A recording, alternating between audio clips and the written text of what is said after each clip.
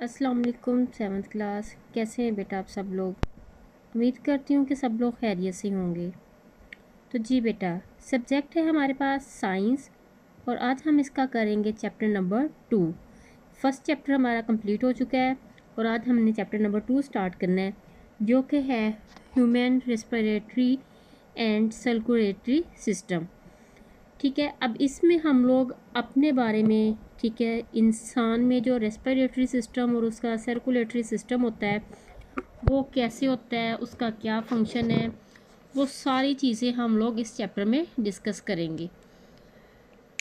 तो इस चैप्टर में हम जैसे फर्स्ट चैप्टर हम लोगों ने किया था एक्सरसाइज के अकॉर्डिंग, ये भी हम एक्सरसाइज के अकॉर्डिंग ही करेंगे, क्योंकि हमारे पास एक्सरसाइज में इतने क्वेश्चंस होते हैं कि हमारा जो पूरा चैप्टर होता है वो इजीली और अच्छे तरीके से उसमें कवर हो जाता है। तो चले बेटा चलते हैं एक्सरसाइज की तरफ और देखते हैं कि हमारे पास फर्स्ट क्वेश्चन क्या है। तो एक्सरसाइज के लिए आ जाएं आप लोग पेज नंबर 31 पे, और इसमें हमारे पास ये देखें क्वेश्चंस हैं। सबसे पहले डिफरेंशिएट बिटवीन, तो इसमें सबसे पहला क्वेश्चन वो है एरोबिक एंड एनएरोबिक रेस्पिरेशन। इनके दरमियान हम लोगों ने डिफरेंस बताना है कि ये दोनों जो प्रोसेस हैं रेस्पिरेशन के, तो उनमें क्या डिफरेंस होता है। चलते हैं अपने टॉपिक की तरफ और देखते हैं कि इसमें क्या difference.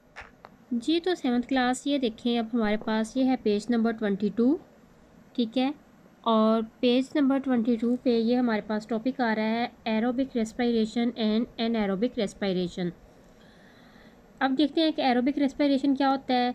The respiration process during which food is broken down to release energy in the presence of oxygen is called aerobic respiration. अब उन्होंने हमें बता दिया है कि जो एरोबिक रेस्पिरेशन होता है वो क्या करता है, उसमें जो खुराक होती है हमारी वो उसको तोड़ा जाता है और उससे जो एनर्जी खारिज होती है ऑक्सीजन की मौजूदगी में, तो उस प्रोसेस को हम क्या कहते हैं, एरोबिक रेस्पिरेशन। अब ये नीचे उन्होंने हमें इक्वेशन भी दी हुई है कि ये ग्लूकोज है और ऑक्सीजन है, इन दोनों को जब ये मिक्स हो जाती हैं तो उसके बाद सूरज की रोशनी की ज़रूरत होती है इनको, तो ये रिएक्शन होता है। तो उसके बाद हमारे पास क्या क्या आ जाता है, कार्बन डाइऑक्साइड आ जाती है, वाटर और एनर्जी भी मिल जाती है। ये हो गया एरोबिक।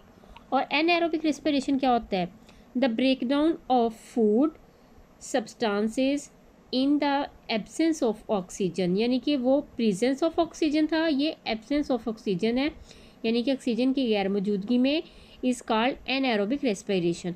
जो मेन डिफरेंस है इनमें बेटा वो यही है कि वो प्रेजेंस में होता है किसकी, ऑक्सीजन में, और ये ऑक्सीजन की गैर मौजूदगी में होता है।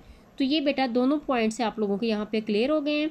तो आप लोगों ने क्या करना है कि इसका क्वेश्चन लिखेंगे सबसे पहले अपनी नोटबुक पे, उसके बाद उसको राइट करेंगे क्वेश्चन, उसके नीचे आंसर की हेडिंग आएगी। तो आंसर की हेडिंग के बाद आप लोग डिफ्रेंशिएट करने के लिए एक पेज के सेंटर में लाइन ड्रा करेंगे, उसकी एक साइड पे एरोबिक के बारे में लिखेंगे, तो दूसरी साइड पे एनएरोबिक के बारे में राइट कर देंगे। तो आज की आपकी डायरी भी यही है, चैप्टर 2 शॉर्ट क्वेश्चन नंबर 1।